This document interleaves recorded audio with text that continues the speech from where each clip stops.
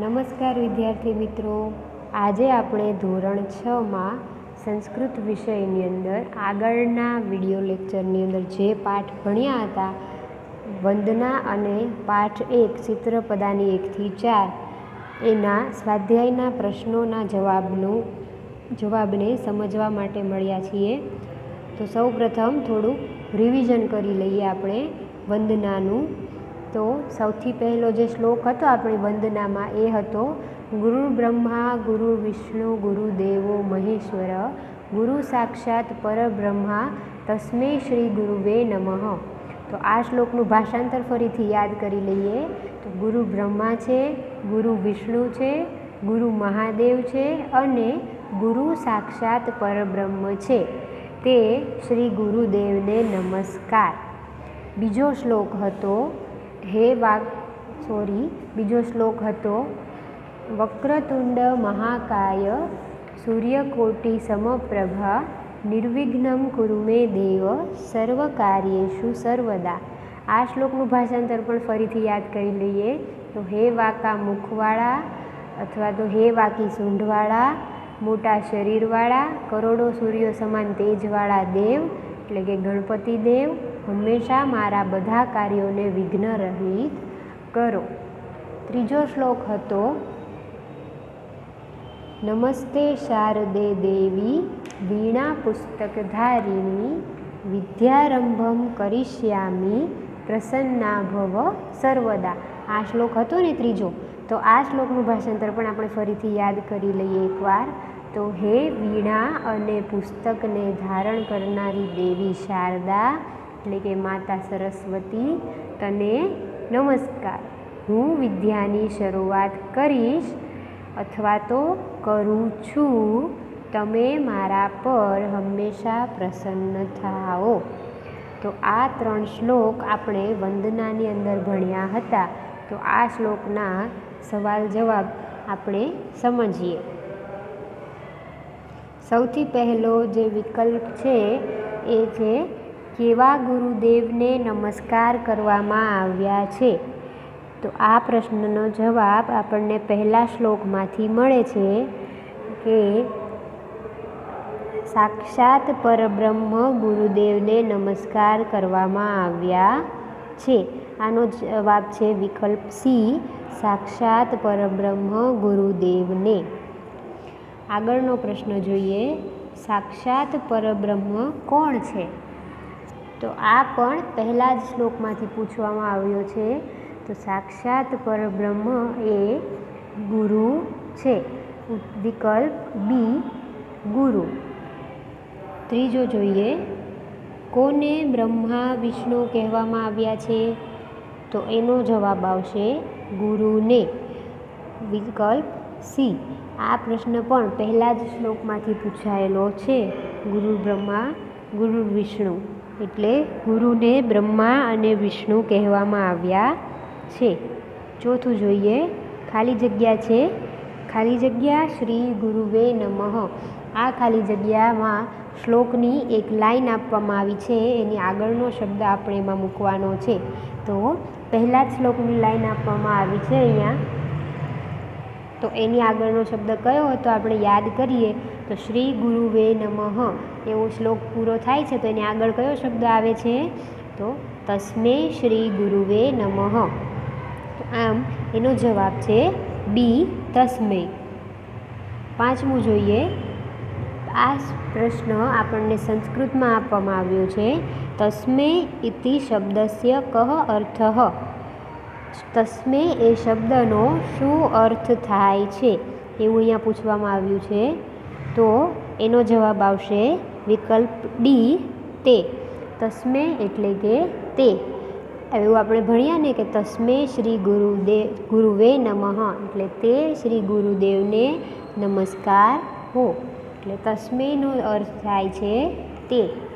છઠ્ઠું જોઈએ, તસ્મે ખાલી જગ્યા નમઃ. તો આ પણ શ્લોકની એક લીટીની અહીં ખાલી જગ્યા આપી છે. એનો વચ્ચેનો શબ્દ જે શ્લોકમાં આવતો હોય એ આપણે મૂકવાનો છે. તો એ આવશે તસ્મે શ્રી ગુરુવે નમઃ. સાતમું જોઈએ, શંકર શબ્દનો સંસ્કૃત શબ્દ આપો. તો આ પ્રશ્ન પણ પહેલા જ શ્લોકમાંથી પૂછાયેલો છે. ગુરુદેવો મહેશ્વર એવું એ શ્લોકમાં આવ્યું હતું. એ મહેશ્વર એટલે શંકર ભગવાન. અહીંયા આપેલું છે કે શંકર શબ્દનો સંસ્કૃત શબ્દ આપો તો શું થશે? મહેશ્વર. 8મું, ગુરુ સાક્ષાત ખાલી જગ્યા, તો એની અંદર આવશે ગુરુ સાક્ષાત પરબ્રહ્મ. 9મું જોઈએ, કરોડો સૂર્ય સમાન તેજવાળા દેવ કયા છે? તો આપણે બીજો જે શ્લોક હતો વક્રતુંડ મહાકાય સૂર્યકોટી સમપ્રભ, એટલે કે કરોડો સૂર્યો સમાન તેજવાળા દેવ એ ગણપતિ દેવ છે. આપણે ગણપતિ દેવના શ્લોકમાં જોયું હતું ને કે એને એવું કહે છે કે સૂર્યકોટી સમપ્રભ એટલે કે કરોડો સૂર્યો સમાન તેજવાળા દેવ. 10મું જોઈએ, વક્રતુંડ શ્લોકમાં કોને પ્રાર્થના કરવામાં આવી છે? તો વક્રતુંડ મહાકાયવાળો જે શ્લોક છે એમાં કોની પ્રાર્થના હતી? તો વક્રતુંડનો જે શ્લોક છે એમાં ગણપતિને પ્રાર્થના કરવામાં આવી છે. 11મું જોઈએ, વાકી સૂંઢવાળા દેવ કયા છે?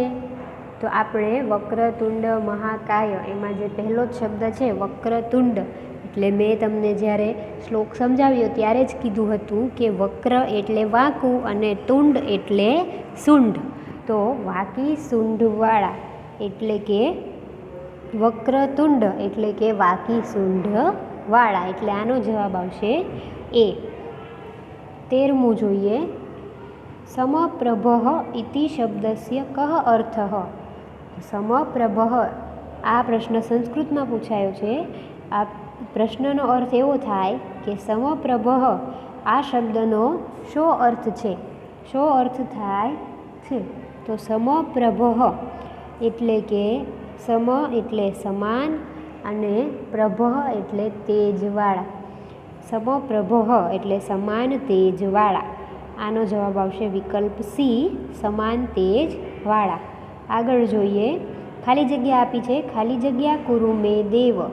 તો આપણને આવી ખાલી જગ્યા જ્યારે પરીક્ષામાં પૂછાય ત્યારે આપણે યાદ કરવાનું હોય છે જે આપણે શ્લોક ભણ્યા હતા કે આવી લાઈન કયા શ્લોકમાં આવી છે. તો આપણે યાદ કરીએ તો જે વક્રતુંડ મહાકાયવાળો શ્લોક હતો એને આપણે યાદ કરવાનો અને બોલવાનો કે વક્રતુંડ મહાકાય સૂર્યકોટી સમપ્રભ નિર્વિઘ્નમ કુરુ મે દેવ. જો આ લાઈન આવી એમાં શું આવશે? આગળનો શબ્દ નિર્વિઘ્નમ, એટલે ખાલી જગ્યાની અંદર આવશે નિર્વિઘ્નમ. અને આનો જવાબ છે વિકલ્પ એ. 15મું જોઈએ, મોટા શરીરવાળા શબ્દનો સંસ્કૃત શબ્દ ખાલી જગ્યા છે. તો મોટા શરીરવાળા શબ્દનો સંસ્કૃત શબ્દ મહાકાય છે. 16મું જોઈએ, નમસ્તે ખાલી જગ્યા દેવી. તો આની અંદર ત્રીજા શ્લોકની સૌથી પહેલી લીટી છે એની ખાલી જગ્યા બનાવીને પૂછવામાં આવી છે કે નમસ્તે કયા દેવીને નમસ્કાર કર્યા છે? તો કે શારદે દેવીને, એટલે જવાબ આવશે નમસ્તે શારદે દેવી. 17મું જોઈએ, વિદ્યાર્થી દેવી સરસ્વતીને શું કરવા પ્રાર્થે છે? તો વિદ્યાર્થી દેવી સરસ્વતીને પોતાના પર પ્રસન્ન રહેવા પ્રાર્થે છે, એટલે આનો જવાબ આવશે વિકલ્પ સી, પોતાના પર પ્રસન્ન રહેવા. 18મું જોઈએ, શારદા અર્થાત કા દેવી. જો આ પ્રશ્ન પણ સંસ્કૃતમાં પૂછાયેલો છે કે એનો અર્થ હું તમને પહેલાં સમજાવી દઉં. તો શારદા એટલે કયા દેવી એવું પૂછેલું છે અહીંયા. તો આપણે શ્લોકમાં જોયું હતું જ્યારે શ્લોકને સમજ્યા હતા ત્યારે કે શારદા એટલે સરસ્વતી દેવી. આગળનું જોઈએ, વીણા અને પુસ્તક કોણે ધારણ કર્યા છે? તો એનો જવાબ આવશે વીણા અને પુસ્તક દેવી સરસ્વતીએ ધારણ કર્યા છે. આ શ્લોક આપણે ત્રીજો જે શ્લોક છે એની અંદર આપણને આ વાક્ય આવે છે, વીણા પુસ્તક ધારિણી, નમસ્તે શારદે દેવી વીણા પુસ્તક ધારિણી. એટલે વીણા અને પુસ્તક એ શારદે દેવી એટલે કે સરસ્વતી દેવીએ ધારણ કરેલા છે. હવે આગળનું જોઈએ. આમાં જે સાચો શબ્દ હોય તેના પર ટીક કરવાનું છે. સૌથી પહેલો શબ્દ છે પ્રભઃ. તો પ્રભઃ એટલે શું થાય? તેજ થાય કે પ્રભુ થાય? તો પ્રભઃનો અર્થ થાય તેજ. બીજું છે કોટિ. તો કોટિ એટલે કેટલા? હજારો કે કરોડો? કોટિ એટલે કરોડો. ત્રીજું છે સર્વદા. તો સર્વદા એટલે શું થાય? હંમેશા કે શારદા? તો સર્વદા એટલે હંમેશા. પછી ચોથું છે મેં. મેં એટલે શું થાય? મારું કે તારું? તો મેં એટલે મારું. પાંચમું ભવ. તો ભવનો અર્થ શું થાય? જન્મ કે થાવો? તો ભવ એટલે થાવો. છઠ્ઠું છે નમઃ. તો નમઃ એટલે શું થાય? નમસ્કાર કે નમું છું?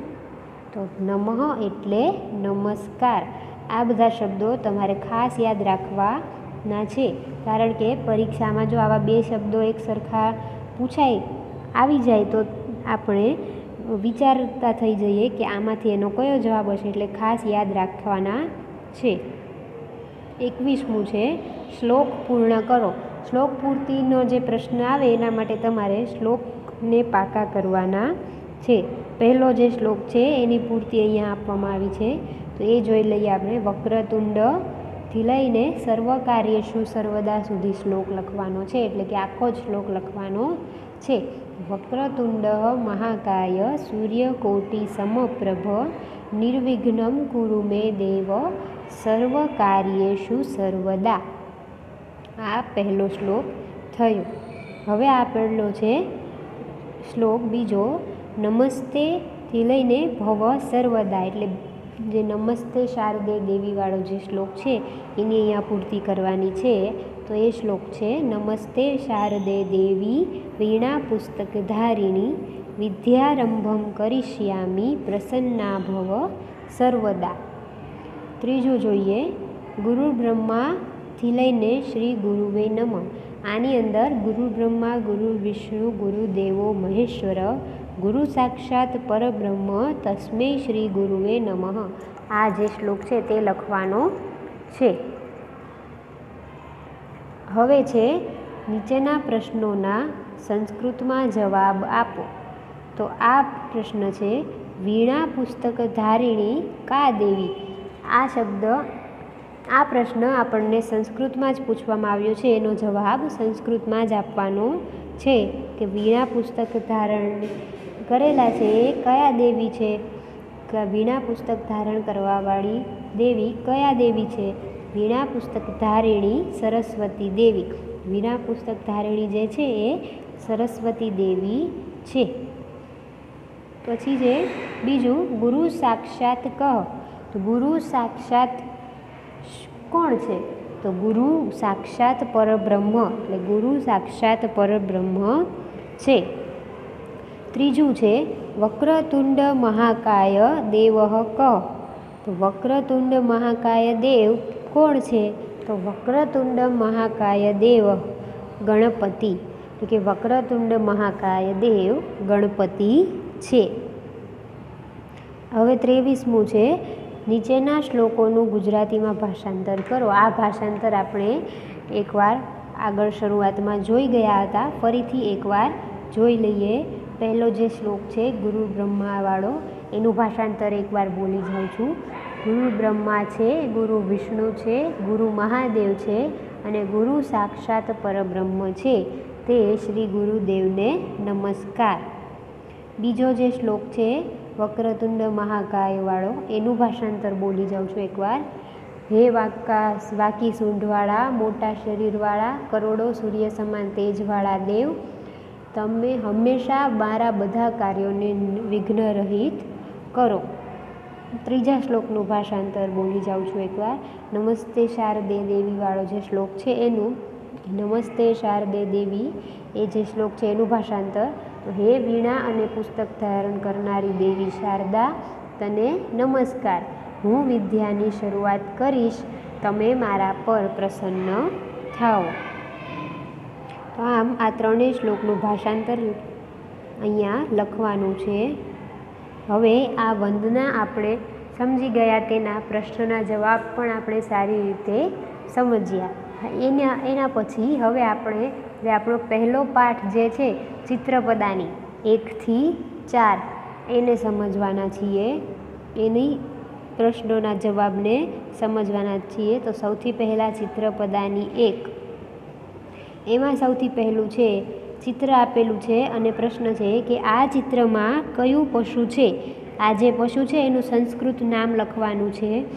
તો આ જે ચિત્રમાં જે પશુ છે એ ચિત્ર ગધેડાનું ચિત્ર છે અને ગધેડાને સંસ્કૃતમાં ગર્દભઃ કહેવાય. તો એનો જવાબ આવશે વિકલ્પ A ગર્દભઃ.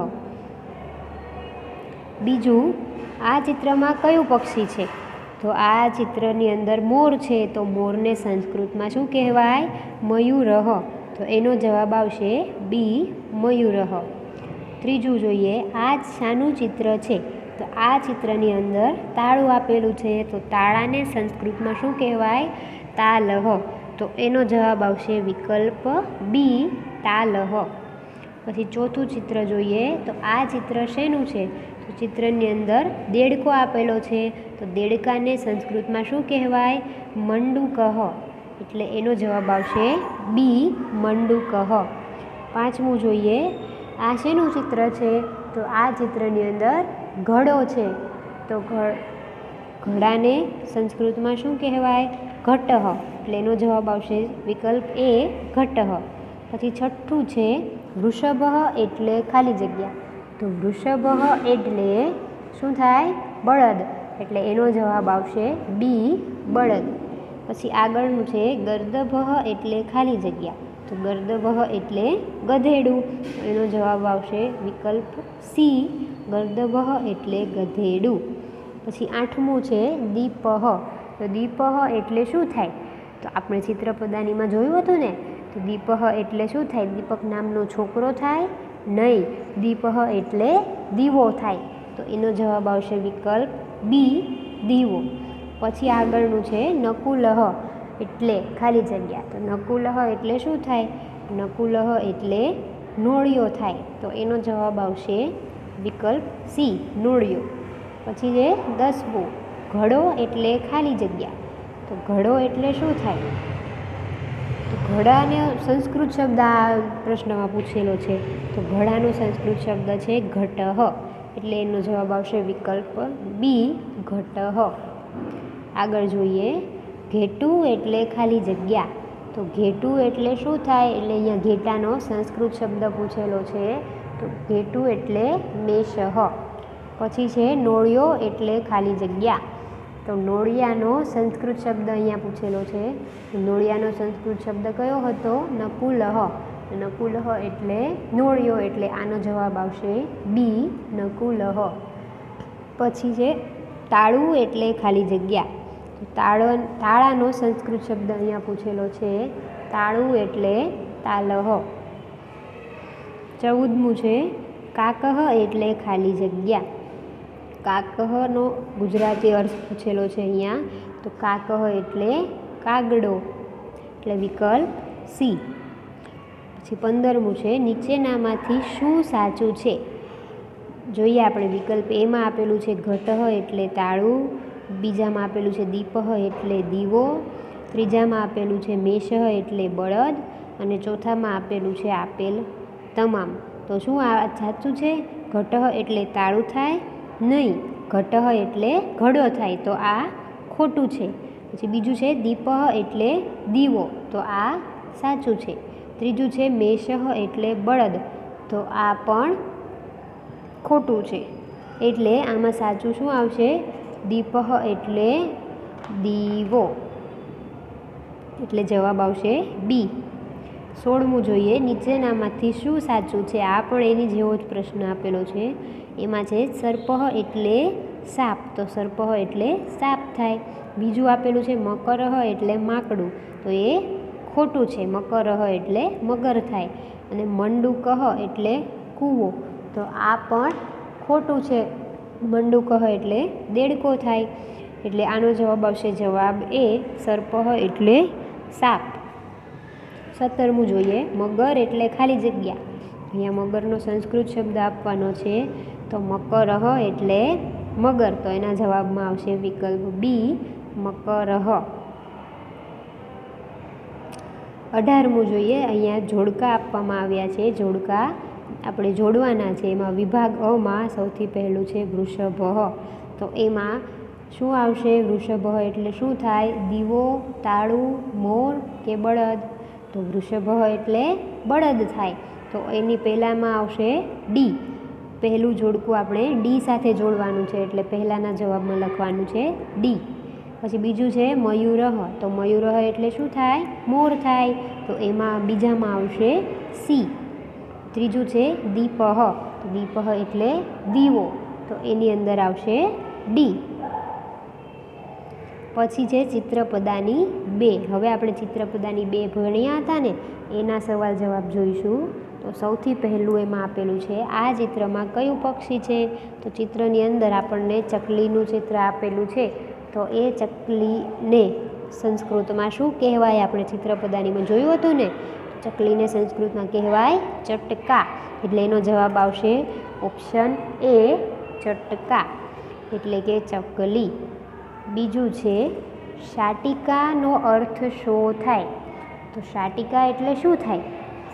આપણે ચિત્રપદાનીમાં જોયું હતું ને, તો શાટિકા એટલે સાડી થાય, તો એનો જવાબ છે વિકલ્પ સી. ત્રીજું છે આ શેનું ચિત્ર છે? તો ચાવીનું ચિત્ર આપેલું છે, તો ચાવીને સંસ્કૃતમાં શું કહેવાય? તો ચાવીને સંસ્કૃતમાં કુંચિકા કહેવાય, તો આ ચિત્ર કુંચિકાનું છે, એટલે જવાબ આવશે સી. ચોથું જોઈએ, આ ચિત્ર શેનું છે? તો આ થાળીનું ચિત્ર આપેલું છે, ને થાળીને સંસ્કૃતમાં શું કહેવાય? થાળીને સંસ્કૃતમાં સ્થાલિકા કહેવાય, તો એનો જવાબ આવશે વિકલ્પ બી. પાંચમું જોઈએ, આ ચિત્ર શેનું છે? તો આ ચિત્ર એ છોકરીનું છે, તો છોકરીને સંસ્કૃતમાં શું કહેવાય? નાની છોકરીને બાલિકા, તો આ ચિત્ર બાલિકાનું છે, એટલે જવાબ આવશે ઉત્તર સી. છઠ્ઠું જોઈએ, નદી માટે સંસ્કૃત સમાનાર્થી શબ્દ આપો. તો નદી માટે સંસ્કૃત સમાનાર્થી શબ્દ શું છે? સરિતા. ચિત્રપદાનીની અંદર આપણને એવું આપેલું છે કે નદીનો સંસ્કૃત શબ્દ નદી જ આપેલો છે, પણ સંસ્કૃતમાં સમાનાર્થી શબ્દ હોય નદીનો, તો એ છે સરિતા, એટલે એનો જવાબ આવશે એ. પછી 7મું છે ચૂલી એટલે ખાલી જગ્યા. ચૂલી એટલે શું થાય? તો ચૂલી એટલે ચૂલો, તો જવાબ આવશે બી. 8મું છે ઘટી એટલે ખાલી જગ્યા. ઘટી એટલે શું થાય? તો એનો જવાબ આવશે ઘટી એટલે ઘડિયાળ થાય, તો વિકલ્પ સી ઘડિયાળ. 9મું છે પુષ્પાધાની એટલે ખાલી જગ્યા. તો પુષ્પાધાની એટલે શું થાય? પુષ્પાધાનીનો ગુજરાતી અર્થ થાય ફૂલદાની, તો એનો જવાબ આવશે સી ફૂલદાની. પછી 10મું જોઈએ, ઉત્પીઠિકા એટલે ખાલી જગ્યા. તો ઉત્પીઠિકા એટલે શું થાય? ઉત્પીઠિકા એટલે થાય ટેબલ. ઉત્પીઠિકાનો ગુજરાતી અર્થ છે ટેબલ. પછી 11મું લતા એટલે ખાલી જગ્યા. તો લતા એટલે શું થાય? તો લતાનો ગુજરાતી શબ્દ છે વેલ, એટલે લતાને ગુજરાતીમાં વેલ કહેવાય, એટલે એનો જવાબ આવશે એ વેલ. પછી છે ફૂલદાનીને સંસ્કૃતમાં શું કહે છે? આ સવાલ આપવામાં આવ્યો છે, તો એનો જવાબ આવશે ફૂલદાનીને સંસ્કૃતમાં પુષ્પાધાની કહે છે, એટલે એનો જવાબ આવશે પુષ્પાધાની. 13મું જોઈએ, ચાવીને સંસ્કૃતમાં ખાલી જગ્યા કહેવાય. તો સંસ્કૃતમાં ચાવીને શું કહેવાય? તો કુંચિકા, એટલે એનો જવાબ આવશે વિકલ્પ સી કુંચિકા. 14મું છે સાડીને સંસ્કૃતમાં ખાલી જગ્યા કહેવાય. તો સાડીને સંસ્કૃતમાં શાટિકા કહેવાય, તો એનો જવાબ આવશે વિકલ્પ ડી. 15મું જોઈએ, ચૂલાને સંસ્કૃતમાં શું કહે છે? તો ચૂલાને સંસ્કૃતમાં ચૂલ્લી કહે છે. 16મું છે ઘડિયાળને સંસ્કૃતમાં શું કહે છે? તો ઘડિયાળને સંસ્કૃતમાં ઘટી કહે છે. આપણે ચિત્રપદાની અંદર જોયું હતું ને, ઘડિયાળના ચિત્રની નીચે ઘટી લખેલું હતું. તો ઘડિયાળને શું કહેવાય સંસ્કૃતમાં? ઘટી. 17મું છે જોડકા જોડો. આની અંદર છે વિભાગ અમાં આપેલું છે આપણને સૌથી પહેલું ટેબલ. તો એમાં આપણે વિભાગ બ ની અંદર જોવાનું છે કે ટેબલનો સંસ્કૃત શબ્દ 4માંથી કયો છે. તો પુષ્પાધાની એટલે ટેબલ થાય? ના. કુંચિકા એટલે? ના. લતા એટલે? ના. ઉત્પીઠિકા એટલે ટેબલ. તો પહેલાંની અંદર આવશે ડી, ટેબલ એટલે ઉત્પીઠિકા. બીજું છે ફૂલદાની. તો ફૂલદાનીને સંસ્કૃતમાં કહેવાય પુષ્પાધાની એટલે આવશે એ. ત્રીજું છે વેલ. તો વેલનો સંસ્કૃત શબ્દ છે લતા. તો એમાં આવશે સી. ત્રીજાની અંદર સી. હવે જોઈએ ચિત્રપદાની 3. ચિત્રપદાની 3ની અંદર સૌથી પહેલાં એક ચિત્ર આપવામાં આવ્યું છે. આ શાનું ચિત્ર છે? તો આ બળદગાડાનું ચિત્ર છે અને બળદગાડાને સંસ્કૃતમાં શકટમ કહેવાય. તો એનો જવાબ આવશે વિકલ્પ સી, શકટમ. પછી બીજું છે આ શાનું ચિત્ર છે? તો ચિત્રની અંદર આપણને પૈસાનું ચિત્ર આપવામાં આવ્યું છે એટલે રૂપિયાનું છે, પણ એમ એને પૈસા કહેવાય, ધન કહેવાય. તો ધનને સંસ્કૃતમાં શું કહેવાય? ધનને સંસ્કૃતમાં કહેવાય ધનમ. તો એટલે આમાં જવાબ આવશે બી. પછી ત્રીજું છે આ શાનું ચિત્ર છે? તો આ એક હીરાનું ચિત્ર છે અને હીરાને શું કહેવાય? રત્ન કહેવાય. તો રત્નને સંસ્કૃતમાં શું કહેવાય? તો એનો જવાબ આવશે વિકલ્પ ડી, રત્નમ. ચોથું જોઈએ બસનું ચિત્ર આપણને આપવામાં આવ્યું છે. તો એ શાનું ચિત્ર છે? તો એને બસને સંસ્કૃતમાં શું કહેવાય? લોકયાનમ. એટલે કે એનો જવાબ આવશે વિકલ્પ ડી, લોકયાનમ. પાંચમું છે લસણનું ચિત્ર આપેલું છે અને એવું પૂછેલું છે કે આ શેનું ચિત્ર છે? તો લસણને સંસ્કૃતમાં શું કહેવાય? તો લસુનમ એટલે લસણ. એટલે આનો જવાબ આવશે વિકલ્પ એ, લસુનમ. છઠ્ઠામાં એક ચિત્ર આપેલું છે અને એવું પૂછેલું છે આ શાનું ચિત્ર છે? તો આ કાળા પાટિયાનું બોર્ડનું જે ચિત્ર છે એને સંસ્કૃતમાં શું કહેવાય? કૃષ્ણફલકમ. એટલે કે કાળું પાટિયું. તો એનો જવાબ આવશે વિકલ્પ એ, કૃષ્ણફલકમ. આગળ જોઈએ કાળા પાટિયાને સંસ્કૃતમાં શું કહે છે? તો કાળા પાટિયાને સંસ્કૃતમાં કૃષ્ણફલકમ કહે છે. આઠમું વિમાનમ એટલે વિમાન. આ વાક્ય સાચું કે ખોટું? તો વિમાનમ એટલે શું થાય? વિમાન થાય. તો આ વાક્ય કેવું છે? સાચું છે. નવમું છે પેન્ટનો સંસ્કૃત શબ્દ જણાવો. તો પેન્ટનો સંસ્કૃત શબ્દ કયો હતો? ઉરુકમ. તો એનો જવાબ આવશે ઉરુકમ. 10મું છે પુષ્પમને ગુજરાતીમાં શું કહે છે? તો પુષ્પમને ગુજરાતીમાં ફૂલ કહેવાય છે. 11મું જોઈએ છત્રમ એટલે ખાલી જગ્યા. તો છત્રમ એટલે છત્રી. તો એનો જવાબ આવશે બી. 12મું છે રત્નમ એટલે ખાલી જગ્યા. તો રત્નમ એટલે શું થાય? તો એનો જવાબ આવશે રત્ન એટલે કે બી.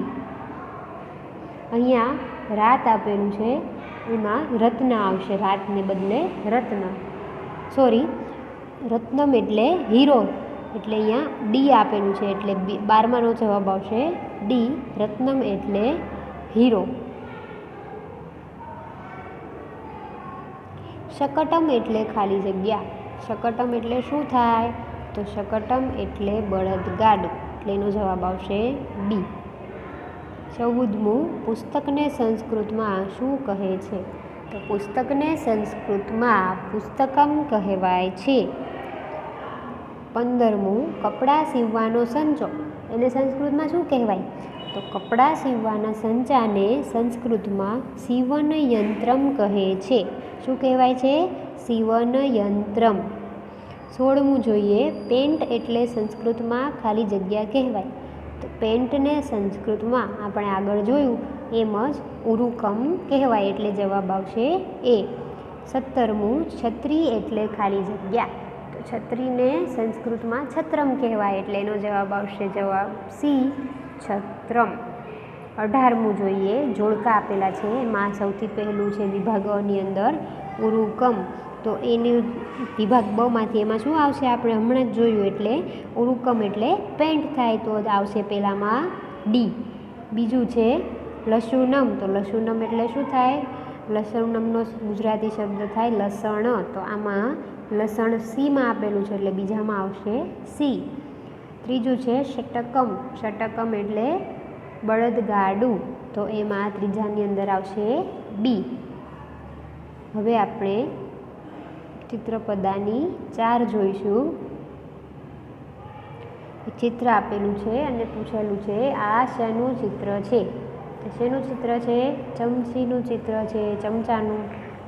તો ચમચાને સંસ્કૃતમાં શું કહેવાય, ચમસહ એટલે ચમચો. તો એનો જવાબ આવશે વિકલ્પ એ ચમસહ.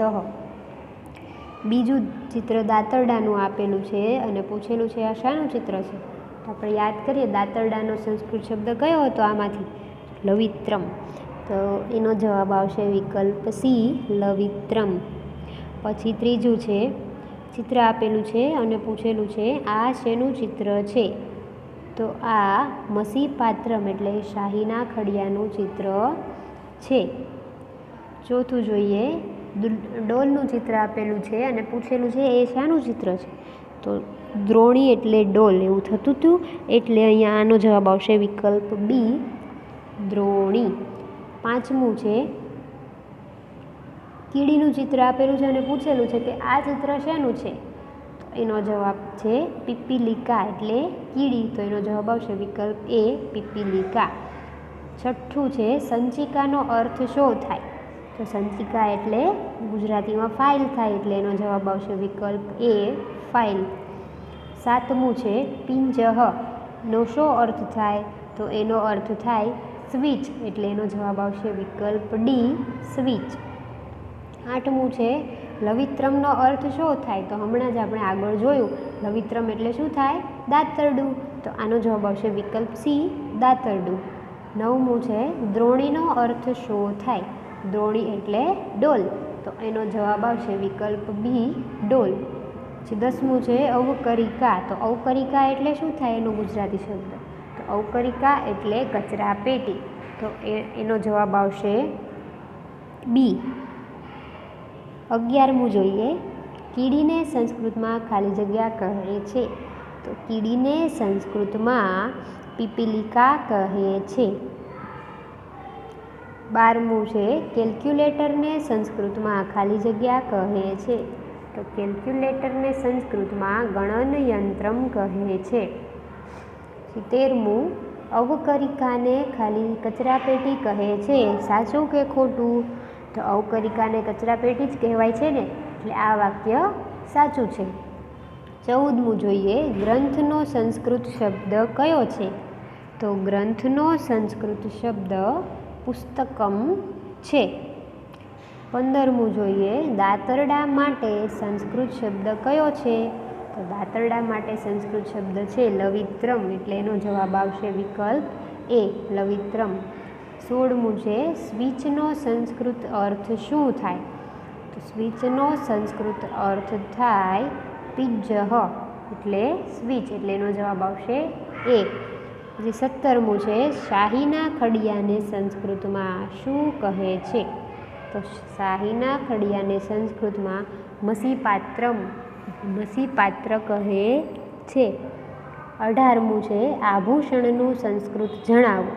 તો આભૂષણનું સંસ્કૃત આભૂષણમ થાય, એનો જવાબ આવશે આભૂષણમ.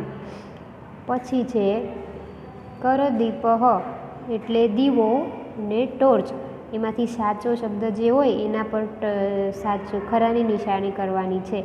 તો કરદીપહ એટલે શું થાય. તો કરદીપહ એટલે ટોર્ચ લાઇટ.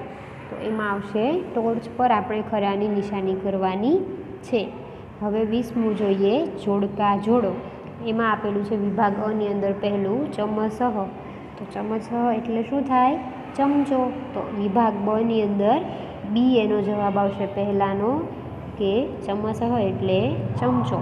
બીજું છે સંચિકા. સંચિકા એટલે શું થાય. સંચિકાનો ગુજરાતી અર્થ થાય ફાઇલ. એટલે બીજામાં આવશે સી, ને ત્રીજામાં દ્રોણી, તો દ્રોણી એટલે ડોલ થાય એટલે એમાં આવશે ડી. હવે આગળનો પ્રશ્ન જોઈએ. નીચે આપેલા શબ્દોમાંથી પુલ્લિંગ, સ્ત્રીલિંગ અને નપુંસકલિંગના શબ્દોને અલગ પાડો. તો આ આપણે જોઈએ, એમાં શબ્દો આપેલા છે આપણને, એની અંદર આપણે પુલ્લિંગ, સ્ત્રીલિંગ અને નપુંસકલિંગ શબ્દો જે છે એને અલગ પાડવાના છે. તો સૌથી પહેલું શબ્દ છે કાકહ. તો કાકહ શબ્દ છે એ કયા શબ્દમાં આવશે? પુલ્લિંગમાં, સ્ત્રીલિંગમાં કે નપુંસકલિંગમાં? તો એ આવશે પુલ્લિંગ શબ્દમાં, એટલે આવશે પુલ્લિંગમાં. પછી બીજું છે મયુરહ, તો એ શબ્દ પણ પુલ્લિંગ છે. મેં તમને જ્યારે ચિત્રપદાની સમજાવ્યું હતું ત્યારે તમને પુલ્લિંગ, સ્ત્રીલિંગ અને નપુંસકલિંગ શબ્દોની ઓળખ કઈ રીતે કરવી એ પણ સમજાવેલું હતું. તો શબ્દના અંતે વિસર્ગ હોય એટલે કે આ બે ટપકા હોય ત્યારે એ પુલ્લિંગ શબ્દ હોય. તો આ મયુરહ એ પણ પુલ્લિંગ શબ્દ છે. પછી જે આગળનો શબ્દ કન્યા, તો મેં તમને ત્યારે સમજાવ્યું હતું, ફરીથી કહું છું કે આકારાંત, ઈકારાંત, ઉકારાંત જે શબ્દો હોય એ મોટા ભાગે સ્ત્રીલિંગ શબ્દો હોય છે. તો કન્યા આપણે બોલીએ ત્યારે એ છેલ્લે શું આવે છે? આ, એટલે અહીં શબ્દ કયો છે? સ્ત્રીલિંગ છે, એટલે સ્ત્રીલિંગના ખાનામાં આવશે કન્યા. પછી છે છત્રમ, ત્યારે મેં તમને એવું પણ શીખવાડ્યું હતું કે જે નપુંસકલિંગ શબ્દો હોય એના છેલ્લે મોટા ભાગે જે આપણો હલંત કહેવાય એને એ ખોડો મ એ આવે છે, એટલે છત્રમ એ નપુંસકલિંગ શબ્દ છે. પછી છે મકરહ, તો મકરહ પુલ્લિંગ શબ્દ છે. પછી સ્થાલિકા, તો આ પણ આકારાંત છે એટલે સ્ત્રીલિંગ શબ્દ છે.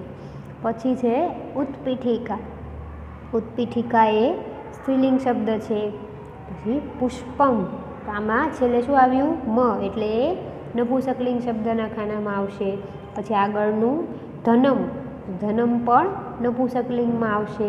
પછી છે દીપહ, તો એ પાછું પુલ્લિંગના ખાનામાં આવશે, એ પુલ્લિંગ શબ્દ છે, એના છેલ્લે બે ટપકા છે ને. હવે આગળનું છે પુસ્તકમ, તો પુસ્તકમ એ કયો શબ્દ છે? નપુંસકલિંગ શબ્દ છે. એના પુસ્તકમ શબ્દના છેલ્લે શું આવે છે? ખોડો મ, એટલે એ કયો શબ્દ છે? નપુંસકલિંગ.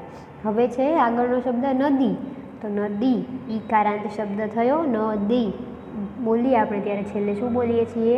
ઈ, નદી, ઈ આવ્યો એટલે એ કયો શબ્દ છે? સ્ત્રીલિંગ શબ્દ છે. આગળનું વિમાનમ, એ શેમાં આવશે? નપુંસકલિંગમાં.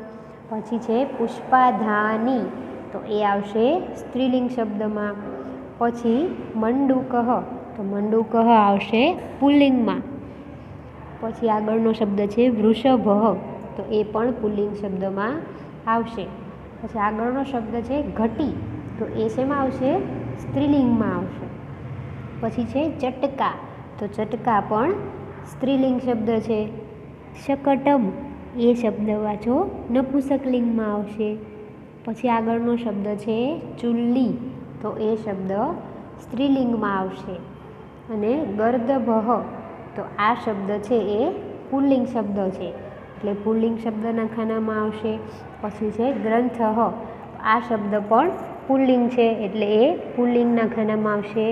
પછી છે લવિત્રમ, તો લવિત્રમ એ નપુંસકલિંગ શબ્દના ખાનામાં આવશે. અને તાલહ, તો આ શબ્દ પુલ્લિંગ શબ્દના ખાનામાં આવશે. તો વિદ્યાર્થી મિત્રો, આ પહેલા પાઠનું અને વંદનાનું આપણે પ્રશ્નો અને જવાબ સમજ્યા.